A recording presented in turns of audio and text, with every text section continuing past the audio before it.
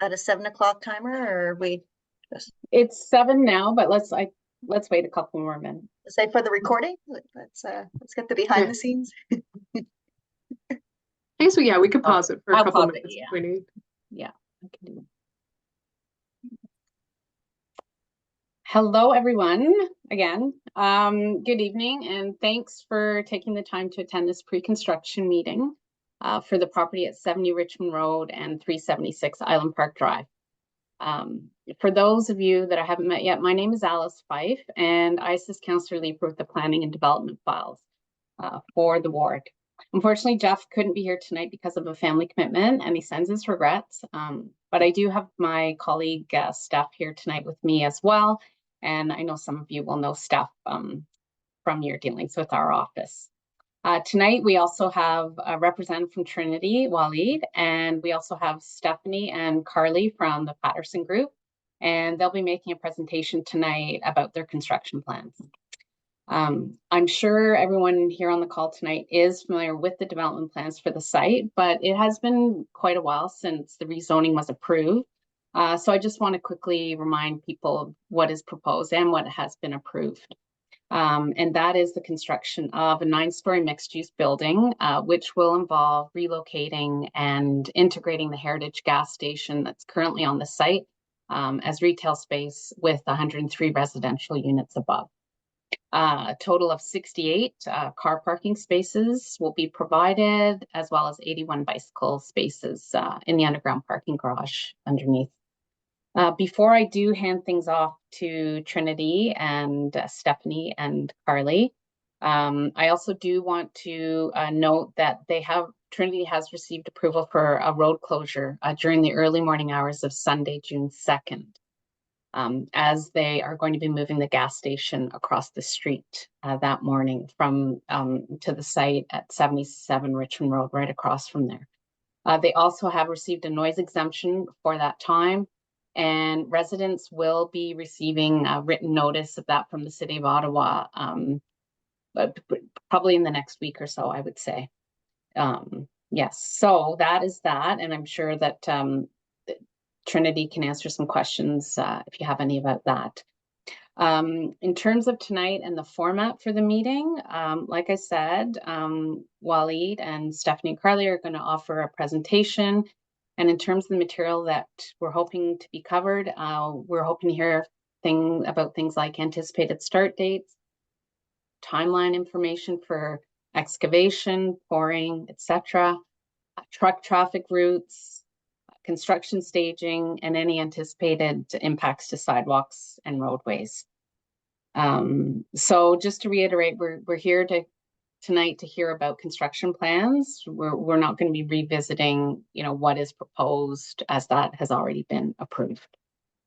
After the presentation, we're going to jump into a Q&A format, and residents can ask some questions then.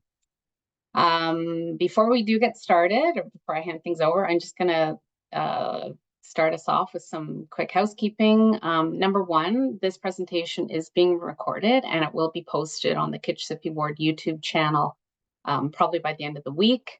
And for those that couldn't make it tonight, or if anyone wants to rewatch the meeting, you can either write to our office for a link, or you can just search Kitchissippi Ward on YouTube, and you should be able to find it directly that way. So with that, I'm going to hand things over to Waleed and Stephanie and Carly. Take it away. Thanks.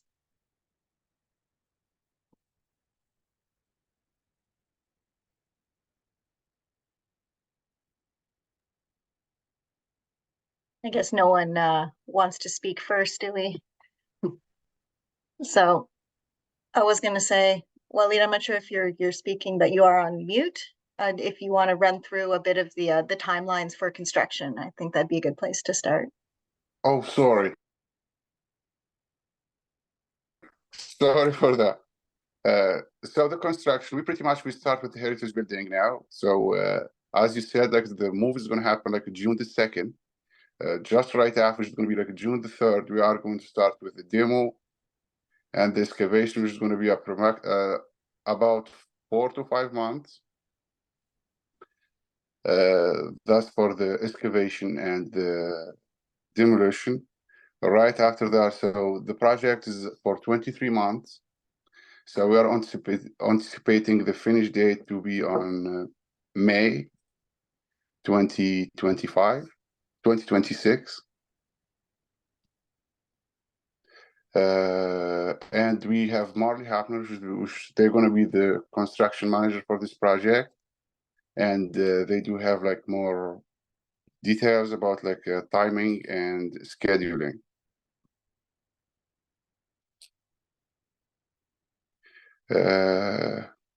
Wally, did you say Morley Hoffner are going to be? Correct. Yeah, Morley Hapner, they are going to be the construction manager for this project. I don't know if Ryan here is joining us or not.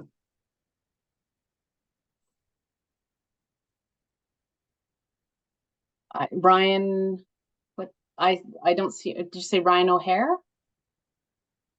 Ryan, yeah, Ryan or Michael. Okay, no, I see someone named Ryan T attending. But yeah, no problem. Because residents, coming to this meeting and to, like I've said in the emails, we're expecting, to hear more details about, what residents can expect. It's a significant site in the neighborhood on two major arterials. Do you have more information that you can provide? Yeah, absolutely. Like all this information. So it's going to be like a 9-story building. A 9-story building, 103 suites. So that's our building is, and 24 months or 23 months for construction. We have pretty much like now we are like last step for building permit. We maybe start that like maybe in about like a month or two.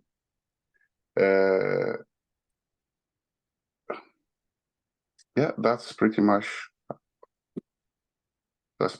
it. Do you have any information about, how your trucks are going to access the site? Where are you going to be staging, things like that?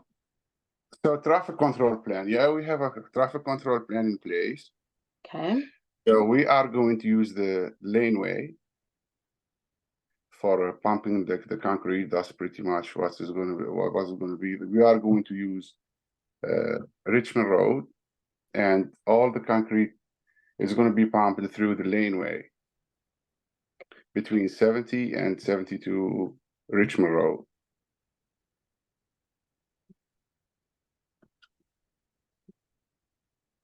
And where are you with your traffic management plans? Like, do you have those submitted to staff yet? Are they reviewing them?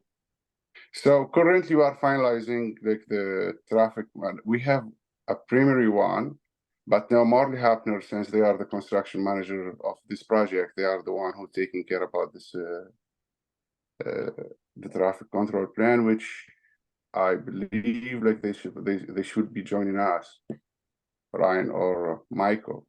They have more information about the traffic control plan. Do you think you can reach out to them and get them on the line? Because that is, the purpose of the meeting is to inform the residents of information like this, as we explained. Yeah, sure. Yeah, just allow me like 5 minutes or 2 minutes, so we get them on the car. Okay. And Stephanie, do you perhaps want to talk about, I think you said you had some vibration type information that you can share? Absolutely. I don't mind hopping in here while we're finding out a bit more about scheduling.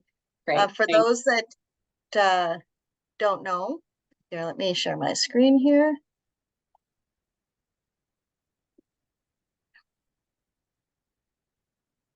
Okay, so I'm here to discuss any vibrations concerns that we would have regarding the project going on at 70 Richmond and 376 Island Park Drive. As I'm sure it's of no secret to anybody here, they are planning on using some blasting techniques to remove the bedrock on this site in the area, similar to what has happened I guess there was a Mizrahi development in this area as well. So it's just another similar process. So who am I? As I said, my name is Stephanie. I'm a professional engineer with the province of Ontario. I'm a senior geotechnical engineer at Patterson Group. I'm group manager of the noise and vibration team. We've had over I've done over 15 years in the consulting industry and over 10 years analyzing vibrations and observing blasting sites and general construction in order to protect the neighboring homes in the area. So my role in this project, we were contacted by Trinity Development as the vibration monitoring consultant. So it's our job to make sure that the vibrations on the site from the blasting or from general construction does stay below all the threshold limits to ensure that structural damage doesn't exist. This comes out to the neighboring properties as well as any infrastructure that would be in the area. So we put together a plan to analyze the data and to make sure that everything is well represented. So as I said, those on the call right now may have already seen a bunch of our letters from our office. We did reach out to everybody within 150-meter radius of the site, I believe, to do a pre-construction survey. And what this was a photographic survey of the existing condition of your property. So it was the interior, exterior, ground floor, basement, and photographs are used for comparison in the unlikely event that damage does occur. It's a pre-construction snapshot that we can compare to in the future. And we look at floors, we look at ceilings, we look at walls. We're just looking at the general condition of your property, nothing more than that. I do believe that the pre-blast survey window has just closed, but please feel free to reach out to the counselor if you did not receive a letter and you thought that you should have. And I'm sure we can make some arrangements otherwise. So obviously vibrations and how they travel, they're going to be working down, they're going to be getting rid of the rock. Vibrations are going to be caused by any general construction traffic, cars, buses, garbage trucks. If you're sitting in your house, you'll notice when the city bus goes by in front of your house. This is all really common. I'll say vibrations are measured in velocity, which is millimeters per second, and frequency, which is hertz. Think of it kind of like music. The velocity is how loud it is, and the frequency is how much bass you're going to feel. Vibrations caused by construction activities are generally low velocity, low frequency, but vibrations caused by blasting are generally higher velocity and higher frequency. Obviously, with the blasting, you are going to feel it a bit more in the area. It's going to feel a bit jarring, but I just want everyone on this call to know that we are monitoring every single blast and vibration and manually reviewing them at our office to make sure that everything stays within the limits prescribed for the project. What are these limits is the next question. So the City of Ottawa has these wonderful specifications. It's the F1201 specifications for blasting within the City of Ottawa. So it's our duty to protect the structures in the area. As I said, it's your houses, it's the infrastructure. And the city has specified that the limits for this project, when the frequency is above 40, then it's 50 millimeters per second. I'm not going to sugarcoat it. That is going to be quite jarring. It's going to be a very instantaneous rumble through your feet. You're going to feel it in your house. But as I said, please be assured that we are monitoring.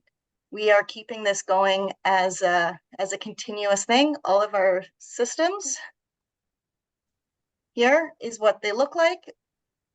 We have a geophone, which we're going to connect to the ground or to the neighboring foundations. It's going to be hooked up with a modem, and that modem is going to provide instantaneous readings. It's going to provide them to myself. It's going to provide them to my team. It is also going to go straight to any of the blasting engineers that they have instantaneous feedback as well, so that they can modify the program for anything else that would be going on. We will be reaching out to a couple property owners in the area, seeing if it's okay to install a vibration monitor within their backyard. As you can see on one of these photos, we just have it perched behind an air conditioner. We do try to keep them out of the way. Obviously, this is all voluntary. You don't need to provide us access to your backyard, but it would make monitoring a lot easier if we were able to locate them as close to the neighboring properties as possible. And so what does this mean to the residents here? If you're living in the area of 70 Richmond, 376, you will feel the vibrations. Blasting engineers, there's a lot of protocols they do have to follow. There's generally, they'll blow their whistle really, really loud. That will be an indication that a blast is about to occur. It'll be a bit of a rumble. You'll probably feel it a lot more than you'll hear any of the blasting. And then they'll blow an all clear whistle, and then everybody continues along with their day. They do put blasting mats on top of the blast to try to dissipate it down and to keep any of the fly rock out. Obviously, protection of the community is the utmost concern to both myself and the blasting contractors. But obviously, we do understand why it would be a concern to anyone in the area. Again, we're just here to reassure you that although this might sound like a lot of excessiveness, we are here to ensure that everything goes as smoothly as possible and to make sure that your houses and the infrastructure are not damaged in the process. That's what I have. I think Waleed has his hand up.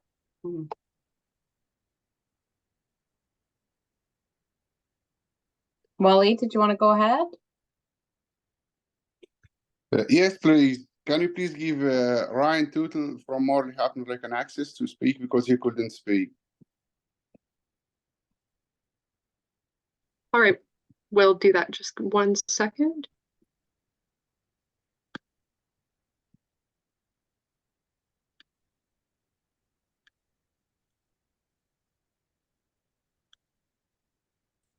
While we're doing that, I was just corrected on the side. I do apologize for some miscommunication that I did put into that presentation. The pre-blast survey was provided to everyone within a 75-meter radius of the site, not 150. As per the City of Ottawa documentation, the radius for the pre-blast survey is specified by the amount of rock that is going to be removed by site.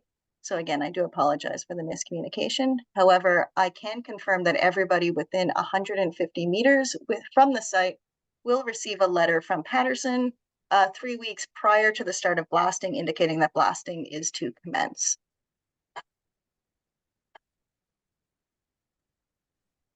Thanks, Stephanie. Wally, just to confirm, did you say Brian?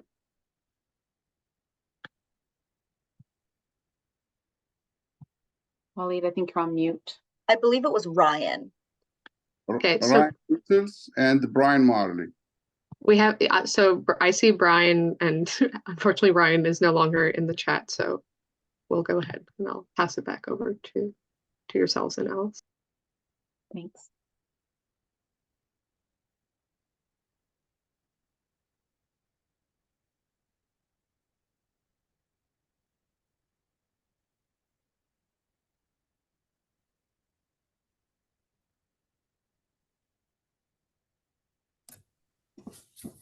Hi there. Hi, Brian. Hi, I'm Alice. Hi there. Hi. I'm not sure if you were here for the beginning of the meeting, but we're just looking for some information on timelines in terms of excavation and pouring, what kind of truck routes are anticipated. Okay, yeah, no problem. So most anticipated sidewalk impacts, roads, things like that. okay, so yeah, any sidewalk that will be impacted will have full protection on it, meaning the safety of the residents is paramount. Obviously, the site will be fenced throughout construction as well to prevent any residents from wandering into the to the site. All of the construction traffic will be slated for Richmond Road. And as Waleed mentioned earlier, we do have a little alleyway in between the two properties at 70 and 72 that we have access to. So we'll be trying to set up our concrete pumps there. and a lot of our deliveries will come in and out of that alleyway. There will be times, though, that we'll have to apply for lane closures on Richmond Road, and obviously we'll do that all within the city guidelines and limitations for lane closures, particularly for just unloading and offloading material and equipment that we can't physically get into that laneway. So this traffic plan will be finalized and applied for at the city, and we'll be going through all the municipal approvals for road cuts and lane closures and whatnot. So in terms of timing, we understand that the gas station is going to be moved on weekend of June 2nd. Yeah. Yeah, and maybe if you could speak to just how things will unfold after that. Sure. Would be great. Just for everybody's benefit, the building is deemed heritage, so it's being picked up, so to speak, and moved across the road to the northwest corner of the intersection, and it'll be stored on that property until a later date. So that's on June the 2nd. If you've been by there, you've seen that we're in the midst of getting the building prepared to move. And then shortly thereafter, we will start shoring operations. So this is what Stephanie from Patterson was referring to earlier. It'll be steel piles driven into the ground with wood lagging installed, and then excavation will happen there. So there is a bit of noise and vibration from that. Once we get all the earth and overburden removed to the rock, then we'll be blasting from the top of the rock down to the underside of the footings on the lowest level of parking, and there's 3 levels of parking. So that'll take us quite a while. It's a long process.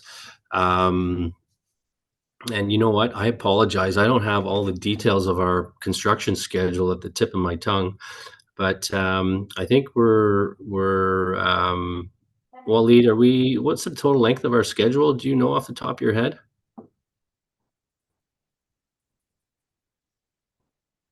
You're on mute. The total length is for 23 months. Yeah. So yeah, from the start of shoring to completion is just shy of 2 years. So and we'll go as fast as we can. We understand that it's noisy, and it's sometimes it's not pleasant when there's construction going on in your neighborhood. But we will work within all of the bylaws, the noise bylaws. There'll be some times during the concrete pours that we may have to apply for a permit to work a little after hours. It's just because the concrete takes so long to set up that the finishers need to work sometimes into the evenings.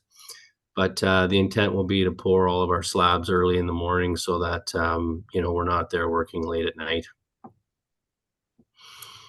And then once we get the building up and the windows in, a lot of the noise will be contained to within the building. A lot of it's just screw guns and saws and drills and whatnot.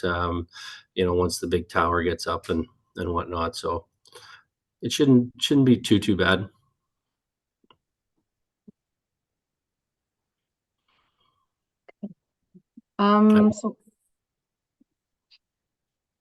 So how about I will start reading out some questions. Okay. Alice, if I can just yes, please jump in. Yeah. Sorry. That's okay. Just for the benefit of everyone in the chat, just to repeat sort of our housekeeping for Q&As. We're a pretty small group today, so I think we're going to probably be good to get some audible questions, and I can go through and let people speak as their hands are risen. But just for anyone who might not be familiar, we have one raised hand already, so I know some people have got it, but obviously if anyone isn't familiar with Zoom and what to do, if you go on the bottom of your screen, go to find the raise hand function, you'll be able to put it up that way. And then we'll proceed between Q&A questions as Alice is about to do, and we'll go to raised hands to take some audible questions. We just ask people obviously to be cognizant of, other people might have questions. We've already got 15 questions in the chat, so just keep that in mind as you ask and talk with some of the representatives here today. But other than that, if you have any trouble doing it, I'm currently watching the Q&A, so I'll be able to help people, and Alice will be doing all the wonderful parts of moderation. I'll do my best. I said my piece, I'll back out. Yeah, no, I'm glad to hear stuff. Thanks. Okay, well, first question, but I think Brian sort of spoke to it. Ellen asked, what about the blasting? When does this happen?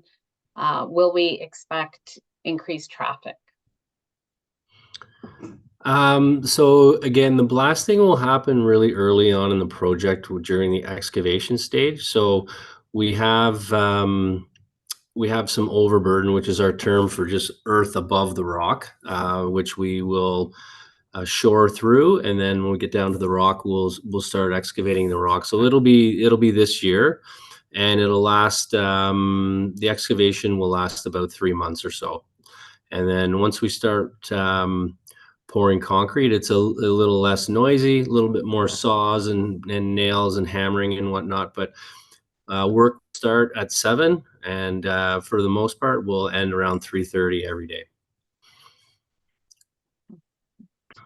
And as I mentioned, there should be notice distribution at least 3 weeks in advance that blasting will be starting soon. So it will not be something that's sort of decided upon the week before. There's a lot of prep that does go into blasting as well. We related to blasting, we have another blasting question. How deep will you be blasting or digging? Asks Jennifer. I'm not sure of the exact depth, so but 3 stories anyway is the total excavation. Okay. Yeah. Okay. Okay.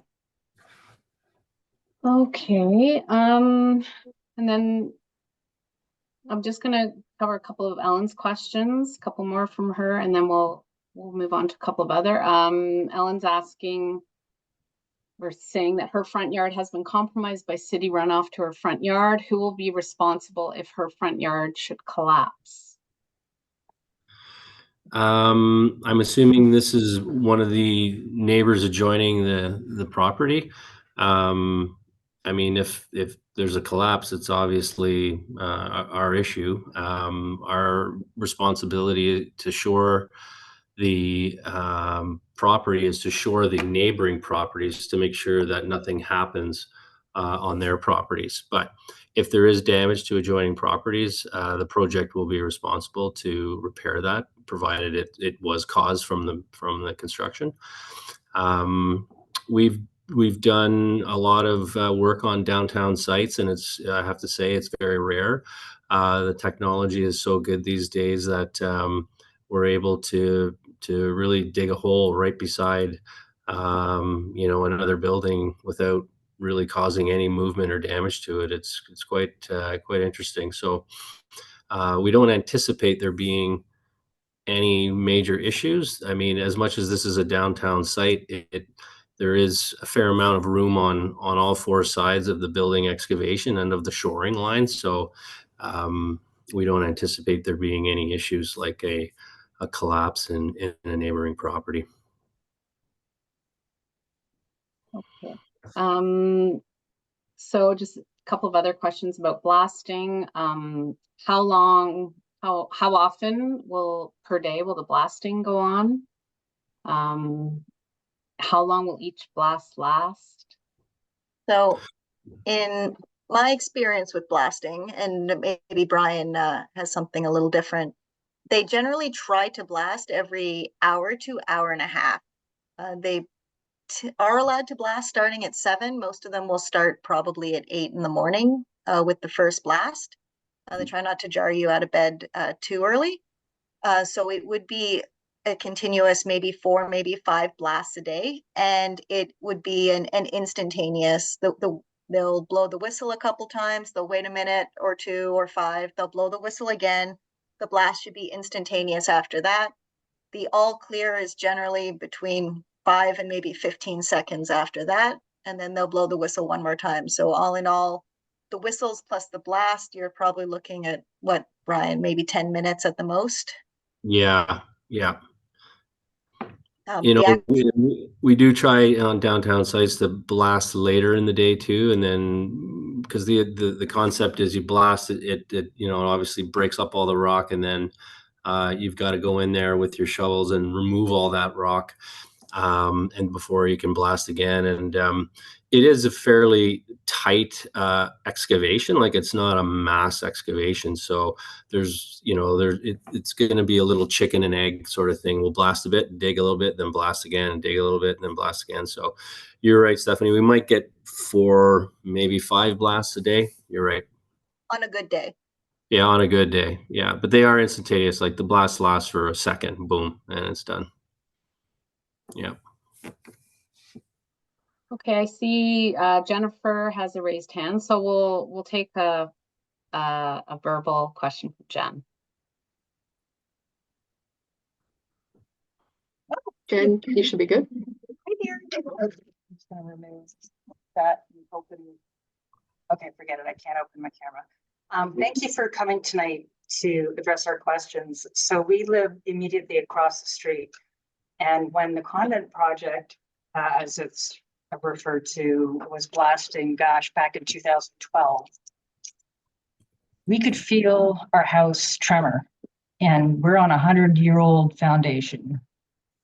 What technologies do you put in place that helps mitigate that? And I guess my question is directed more towards Stephanie B. So please help us understand how we can protect our homes. So protecting of your home would come through myself, I suppose, for the short answer. There's not much technology that we can add to protect your foundation more than what it already is, which is a 100-year-old house that has withstood years and years and years of, as you said, the blasting up the street and earthquakes and just general living. The limits that we did specify earlier, 50 millimeters per second, that's the point at which the concrete may start to be affected by blasting. So Jennifer, I'm sure that you have our contact information because you would have already received a letter from us, but I would love to chat with you tomorrow about how we can personally try to protect your house a little more with the age of it and with it being across the street. Is it okay if you give me a call at the office tomorrow and we can discuss it further? Wonderful. That'd be lovely. Thank you. Stephanie, do you want to chat about the pre-blast survey at all? Would that be of help to some of the people on the call? I did do a mini vibration presentation while we were trying to get you on the chat here, where I did specify that a pre-blast survey was completed for or at least was offered to all residents within 75 meters of the blast site, which is the photographic surveys. And Jennifer, I believe that we did quickly look through, and we did see that you did reach out to us as well, which is why I know that we have your contact information, and we can touch base about this tomorrow. Thank you. Thank you.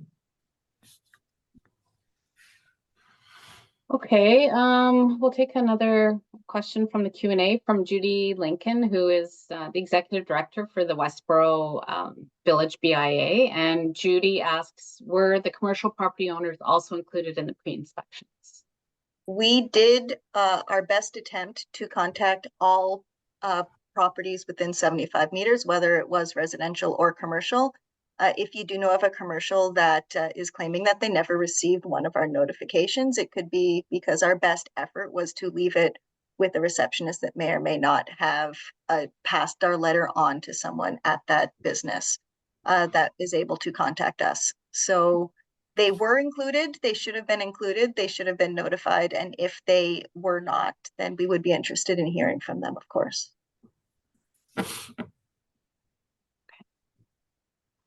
Okay, here we have a question from Aileen. Once completed or possession begins, where will the cars and other vehicles ingress and exit the parking levels? There is a driveway in from the laneway in between 70 and 72, Richmond Road. So all access and egress will be from Richmond Road.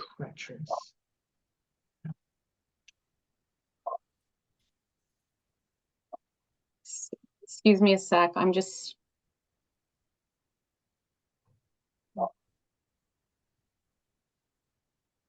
Okay, well, you'll have to ignore my barking dog for a minute. Okay.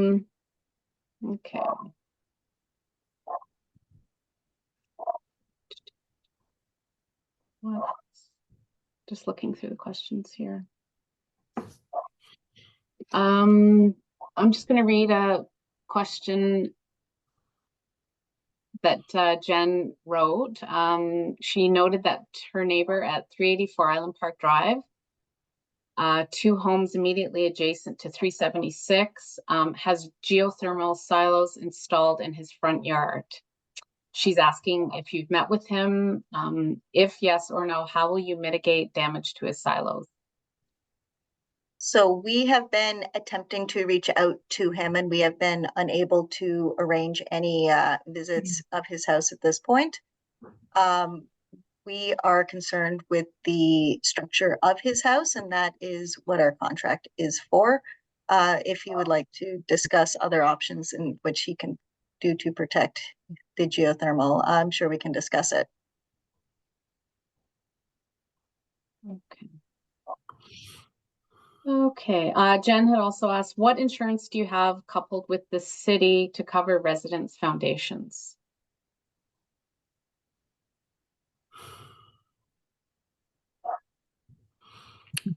Is that a question for me, I guess? Yes.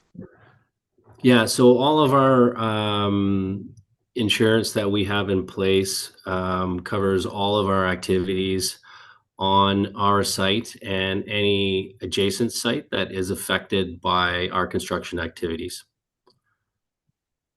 So I won't go into the levels of values or anything like that, but obviously there's insurance on the entire project, which is a liability insurance. There's a builder's risk policy, and it covers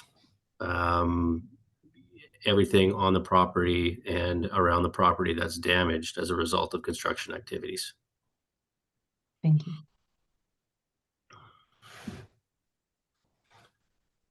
Okay. Okay, Ellen, I see you have a hand up and you also have a number of questions in the chat. So why don't you go ahead and ask your questions verbally. Just one more thing on insurance, just because I think it's important for everybody to understand. The contracts that Trinity and Morley Hopner have together are Canadian Construction Document Committee contracts. So these are industry-wide contracts that are used throughout Canada and are really the only contracts that we have ever entered into in our 35-year history. So these contracts are developed by lawyers, architects, developers, contractors, insurance, and bonding people. And so the insurance in these contracts is laid out and it's consistent over project to project to project, depending on, and they vary depending on the value. So it's not, let's say, just Trinity and Morley Hopner just deciding whatever insurance we need or we want. It's mandated by the Canadian Construction Documents Committee, which is run by the Canadian Construction Association. So hopefully that gives everybody a little bit more comfort about, the depth of insurance. We're talked now. Yeah, and it seems as though we're unmuted. So I want to thank you for doing that, given the small number of people who were in attendance. But Brian, I must say, given that Morley Hopner is involved with this, I know that your project in the Sunset area, Dow's Lake, clearly is indicative of your experience working in adjacent to older homes and properties. So that's very reassuring. Okay, so I have a question. Okay, so this is Ellen. Please go ahead. And after Ellen, I believe Judy has her hand raised, and we'll go to Judy after. Okay, hi, Brian, and thank you for that information about the insurance and the Canadian Construction Association. I have a couple of questions which are related to long-term effects on a person's property. Like, say you get in, you do the blasting, and then a year later we develop a crack in our foundation that is a is a you know is a problem. That's one question. The other question I have is I would like to know about the blasting. Like, when is it going to start? You've been quite vague about that. And I'd like to know, like, will we be notified when the blasting starts? Will it be in the winter? Will it be in the fall?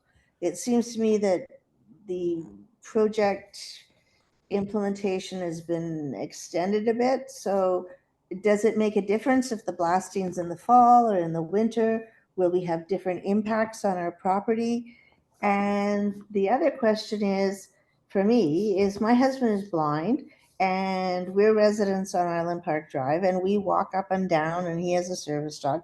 And I just want to make sure that his safety is taken into account when you have your whatever you do there. Like right now, I see you have, and we do see that the gates and the whatever you have there, but I just need to make sure that my husband has safe passage. Yeah, those are extremely valid concerns whenever there's a disruption to your daily routine and to the neighboring properties that you're so used to walking by. So the city has done a really good job in developing a set of bylaws that we are to abide by. And one of those is we have to maintain at all times the sidewalk integrity. So if we have to dig the sidewalk up, obviously, we're allowed to do that, to put in some site services or wherever that may be. And then we need to reinstate those sidewalks right away back to their original condition or to a temporary condition that is acceptable by the AODA standards of the city. So in terms of safe passage around the sites, there really should not be anything different except during those times where we do have to tie in the site services, or if we're doing site work around the building. But you'll have fences and detour paths, right? Correct. Yeah, all the signage and everything will be part of our City of Ottawa traffic management plan that the city has to approve, actually. So, Okay. yeah, so that'll all be laid out, and we're your neighbors for a couple of years. I mean, most people don't like it, but we try to, No, I understand, and I totally appreciate that density is important. I get that. My concerns are more about like when the blasting starts and the mitigation to our properties, whether it's done in the winter or the spring or the fall. Yeah, so we mentioned earlier we'll be starting our shoring in early June. So Yes. that's in the shoring. The process for shoring is we have to bring in a pile driver and pound in big steel columns, and then we put in wood lagging between the steel columns that holds the earth back, and that's there's vibrations there, and then as we excavate down the overburden over top of the rock, and once we get down to the rock, then we'll start the blasting there. So within about probably June, July, by August, we'll probably be blasting. Okay, that's And a good. it'll be. Just 1 minute. Do you have a question? What is your question? Oh, sorry. I thought my husband had a question. Sorry. No, I appreciate that. So we can expect blasting in August. Yeah, August, and I apologize. I should have our project schedule up. I didn't realize we'd be getting into this kind of level of detail. But if I had it, I could tell you it's probably you know, 2 to 3 months of rock excavation. So Okay. it's not that bad. I think, you know, by late fall we'll be ready to start pouring concrete, which means we'll have a tower crane that will go up, and you know, it will be there for about 7 or 8 months. Okay, thank you. That's great. Hold on. Oh, my husband wants to know if there is long-term, like if there's damage that happens as a consequence of the blasting that we're not made aware of until later. Will we have recourse? Stephanie, why don't you tackle that one? Thank you. Thank you so much. No worries, Brian. Throw the hot potato, right? So I'm going to say that obviously depends. Damage from blasting would occur rather instantaneous. You will notice it rather quickly. Okay. If anybody does notice anything weird within their house, if they notice a crack that they did not see before, I do ask that you do give us a call at that time. Please don't wait until blasting is done, because obviously that's an indication that we need to modify our programs somehow. So we do require a bit of feedback from the community in that respect. But as for what happens down the road, if you do notice damage, if you in 10 years from now rip the insulation off your basement and you see a crack in your wall, can you come back and say, well, there was blasting next door 10 years ago? That is going to be a bit more of a judgment call, I No, of believe, course, because of it's going to be course, hard of to prove Yeah, that no, that no, no. is 10 No, no, years I'm old. not talking 10 years. Okay, thank you very much. I really appreciate that. Thank you. So,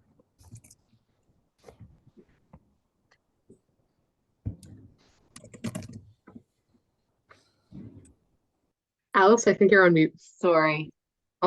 Sorry, I put myself on mute so you didn't have to listen to my dog barking anymore. Anyway, she stopped, thankfully.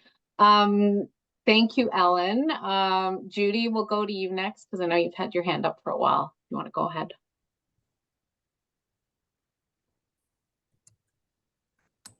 Thanks. My questions probably relate more to the traffic management plan. So if that's coming at a later date, most of my questions might relate to that. But it's mainly around pedestrian access and business access through the sidewalks. I'm presuming there won't be extended sidewalk closures because sort of the closest businesses are down at Leighton Terrace, but also where the construction workers are going to park. Parking has been a hot topic lately in the neighborhood. We've just completed a local area parking study, and the city is proposing paid parking for 2025. So I think just sort of understanding where the contractors coming in and out are going to park, because there is also no parking on Richmond right in front of this site already. And so coming down as you head towards, you know, it's only 90 minutes on Richmond Road, and there are time of day restrictions. So I think understanding where contractors are going to be parking and how that's going to be managed. Yeah, that's a good question. We as the construction manager, we have to let their trades know that they're responsible for their own transportation to and from the job site. So we're all astute business people. We know where the project is. It's up to each trade group to review where they can and cannot park and arrange for transportation to the site for their workers. So that means they might arrange to park at a local shopping mall and then carpool or bus back and forth. We will dive into the as a group, like as each set of trade groups come on board, we'll put a plan together for that. But right now, I don't want to say we don't have a plan, but that's the way we approach all of our projects that are in these downtown cores. We tell the trades to figure out where they need to park. We will do the same. We will have 4 or 5 people on the site on a daily basis for the most part, and parking will be a problem for us too. Once we get the building up and we get the basements finished, we will be able to park inside the building, which will help. So that's something that probably after the first year, we'll be able to start parking a significant amount of vehicles inside the building. But I hope that answers your question. I really, the truthful answer is people will park where they are allowed to park. And if they're parking in an illegal spot, well, they will get towed or ticketed or both, one of the two. Have that pretty much answered. I think any other questions I have are going to be more around the traffic management plan. So just what the truck route is going to be, because Island Park isn't a truck. Trucks aren't allowed. And then just what the pedestrian plan will be. So when the traffic management plan is done, hopefully we can get more from the counselor's office on that. Yeah, for sure, Judy. Once we have that info, yeah, we're happy to share it. And, you know, just in the weeks and months ahead, you know, one thing Jeff did want me to convey to the residents and the business owners is that, you know, any issues or questions you have, you know, our office is here to help and work with Brian and his team and you know, try and get the answers that you need or the help you need. So just want to say that. Judy, did you have any other questions for now, or shall I move on? My questions for all the construction projects are always the same. It's what's the truck route? How's the traffic coming in? Where's everyone going to park? How are pedestrians going to get to businesses? I think every project you guys have heard me ask the same questions. Right. Yeah. Judy, like the truck route is basically coming from west to east. And, you know, if there's big trucks that have a lot of equipment to unload, will have to apply for a lane closure for Richmond Road. And obviously we can only close that lane during certain portions of the day, like non-rush hour. I think it's 10 to 3 or something like that. Or I can't remember, but so that sounds about right. Yeah. Yeah, we'd be applying for those permits to unload trucks during that time. And then obviously they will be driving west. And then from there, they will be following whatever truck route they're allowed to get back onto their major arteries. So every truck will be coming from west to east. Okay, that's helpful. And I would say to your team as well, Brian, we send a newsletter to all 300 businesses in the neighborhood every week. So Yep. if there are upcoming road closures, lane closures, those types of things, we're able to give all of them as much notice as possible. And we're always happy to do that. Okay, well, once we get mobilized and we're on site, Ryan Tuttle was the other individual from our firm that was on earlier.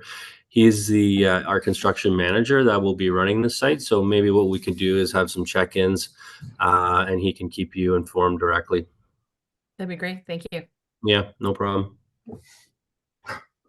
Okay, I'm gonna go back to the written questions. Paul is asking, could you please talk about air quality? It's a contaminated site. How does the remediation work, and at what point in the process? Is there a threat to air quality either from contaminants at the site or just from dust and particulates that might be released in blasting? So there are measures that we are required to do during blasting to keep dust down. So we'll have water there to hose down the excavation and the dust if it becomes an issue. All the blasting areas are matted. You guys have all seen those old tire mats, the big rubber mats. So after we drill into the rock and put the explosives in and wire everything, we cover the whole thing with these blast mats. And that does a really good job of controlling a lot of the dust because everything just stays under the mats. But there'll be water there as well that we can use to wet things down, wet the rock, control the dust that way. There will be some, but you know, there's bylaws in place for that as well, and we have to operate within those guidelines. Okay.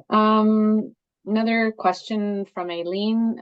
She writes, just to clarify something Brian said, once the project is completed, all vehicular traffic will enter and exit on Richmond Road. Perhaps this is more for the city. How does that work during rush hours? Traffic is often backed up at least the length of the block heading westward. It seems impractical to have another traffic light within less than a block of the Island and Richmond lights. Oh, there won't be a traffic light there. It's literally, the entrance is literally right between 70 and 72. It's just basically a driveway. So the if anybody has taken the time to read the traffic studies, it's pretty remarkable how little impact a building like this has on local traffic. I mean, just think of it. There's call it 100 apartments. Nobody's leaving the building at the same time, and also, as you guys all know, being residents, a lot of people that are going to live in this area are going to want to walk. So the impact to the arteries around there, I don't think will be impacted, but the traffic study will demonstrate that. It's the residents themselves of the building that will be most impacted, because they're the ones that are going to have to deal with the traffic getting in and out of the building. So it shouldn't be too big of an issue, really. I don't think. Good. Waleed, I see your hand is up. Did you want to jump in here? Correct. Yeah, I want to jump in. Sorry, I'm going to be a little bit late, but I'm going to answer pretty much all the answer regarding the traffic and the schedule. So during like the excavation, we are going to have like a ramp inside outside. So it's going to be pretty much like the traffic on Richmond Road is going to be eliminated. There is no traffic. As soon as we go on the ground floor, we're going to allow just for one track on Richmond Road. And it's going to be our staging area, which we're going to apply for a permit on the laneway. So that's where we're going to pump our concrete. And the other answer regarding the whole construction schedule, I'm looking here through.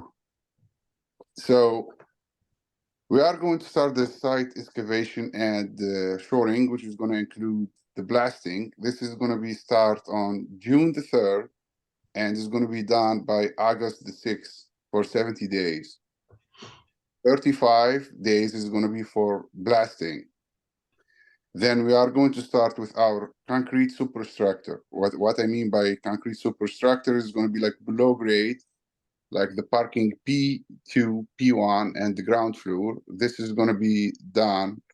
The duration is going to be 80 days, and we are going to start on September the 9th, and it's going to be done by December the 27th.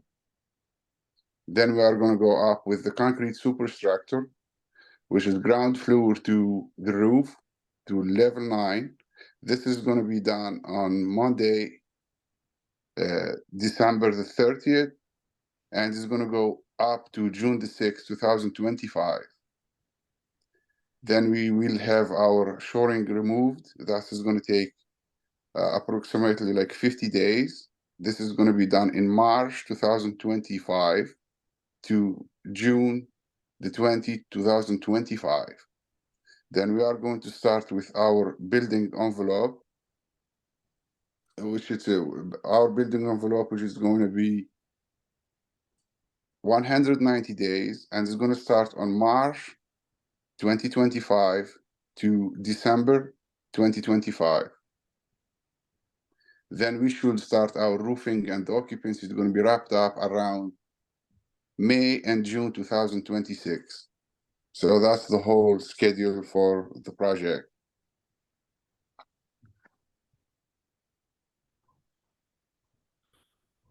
Okay, thank you. So I just want to clarify, Wally, did I hear you say that blasting and excavation is going to start in June? Correct. It's going to be like one scope for site excavation and blasting. This will take like 70 days, and it's going to start on June the 3rd. We're going to start the excavation, and 2 months after, we're going to start the blasting. Oh, So it's 2 gonna months be- after that. Okay. Got it. Correct. Sorry, I misheard that. That's why I want to clarify, because I know Brian had mentioned August for the blasting. Yeah, that's what's going to be in August. Yeah. Okay. Okay. Thank you. I'm going to jump back to the questions that have been submitted. Jen is asking, when will 376 Island Park Drive be demolished? That is the house, correct? Is that the address for the house? Yeah. Yeah, Likely next week. Wait, likely next week? Likely, or do we know? this is gonna Likely, be or do next. we know?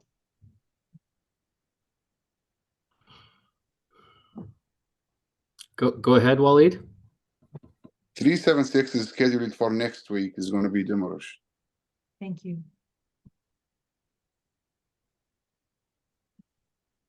And do you guys have your demolition permit for that already? Yes, yes, we do our permits, yeah.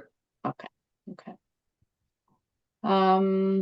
Okay, I see a comment or suggestion here. It says Ms. Rahi sent out daily emails to any resident who wanted to subscribe about construction, traffic, and blasting. It was helpful. Do you guys have any plans to do that, or do you have a comms plan in place already that we can share tonight? No, we don't have one as of yet. We've been primarily focused on just trying to get the budget to a number that we can, work with together with Trinity. So we just finalized that. So we're really just starting now to kind of get mobilized and get moving. So I don't think a daily update to the residents would be reasonable, but we can certainly agree on a cadence once we get mobilized and we get our staff working full time on the project. Great. Waleed, Jennifer is also asking, could you please send the construction schedule you mentioned tonight to the participants tonight by email? Absolutely. Tomorrow I'm going to share it with you. Okay. Okay, great. Perhaps if you like, Waleed, you could send it to our office, and then folks could write to us if that's easier. No problem.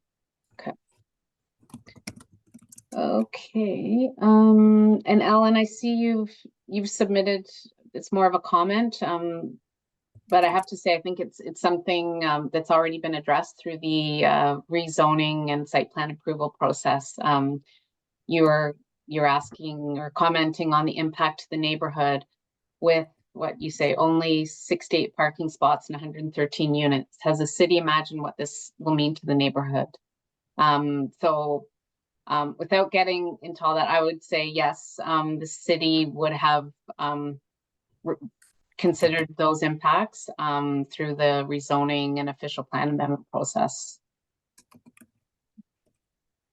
What else? I think not seeing any more new questions, or let's see if there are any hands up.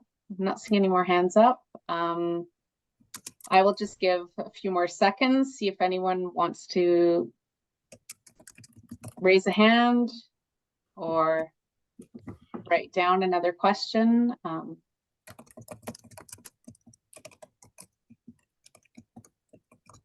Give a couple seconds. Yeah, I don't think I'm seeing. Oh, I see Ellen's hand Ellen. up. Okay.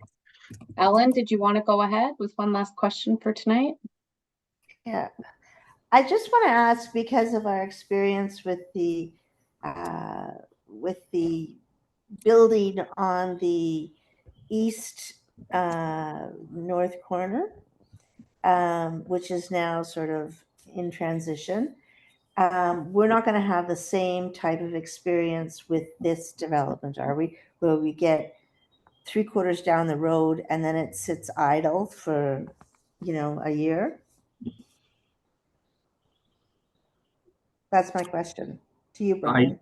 I can't speak to what happened there because I'm not familiar, like what examples you're referring to. But again, we have to abide by the city laws and rules regarding all of our construction. So, I mean, I can only imagine unless there was an issue that But happened. you have it. I'm sorry, I'm not familiar with your organization, but do you have, and I'm assuming you do, several examples of successfully completed infrastructure projects in the city? Yep, absolutely. Are you familiar with Westboro Station? Yes, I am. Yeah, so that was our development. All three Okay. towers, yeah. Oh, That's Thank that's in your neighborhood, but we have $500 million worth of work on the go. All of it residential high rise right now, and some commercial, industrial commercial work. But most of it is residential apartments or condominiums. So we've got 3 in the East End. Right now, 70 Richmond is currently the only active sort of downtown site we have, but there's another one on Argyle we're starting up in another month. And so yeah, And Brian, what accommodation did you make for affordable housing in this building? so Morley Hopner is not the developer in this case. That's Trinity, who's also on the line. We're building the building for Trinity. Okay. So that would have been addressed during the zoning and site plan application process, which has Okay. I been guess completed. we would ask that of Jeff Leeper's office. I'd just like to understand what was the accommodation made for affordable housing in that building? Yeah, Ellen, if you want to, after the meeting, if you want to send us some follow-up questions, I'd be happy to look into them for you. Okay, thank you. Okay. Okay, I'll just have one last look at the chat here. Q&A, not seeing anything. So I think with that, I want to say a big thank you to Brian Morley. Thank you so much for showing up and answering all these questions. Really appreciate it. And to you too, Waleed, and to Stephanie and Carly, thank you very much. And also thank you to all of the residents that showed up tonight, and Judy too from the BIA. And like I said to Ellen, this goes to everyone. If anyone has any questions that come up tomorrow or in the next few days, please feel free to just email our office at jeff.leapier@ottawa.ca. And again, just on Jeff's behalf, I do want to say that our office will be here in the weeks ahead to help answer any questions that you might have for Brian and Trinity. And lastly, just another small reminder that we will have the recording for this meeting up on the Kitchissippi Ward YouTube channel, likely by the end of the week. And if anyone has any trouble finding the link, please just email our office, or you can go onto YouTube and type in Kitchissippi Ward and you should be able to find it. So with that, I will say good night to everyone, and thanks again for attending, especially to Brian and Stephanie and Waleed and Carly. Thanks so much, everyone. Have a good night. Thanks, Allison. Thank you. Have a good night. Take care. Good night, Bye. Thanks. Good night.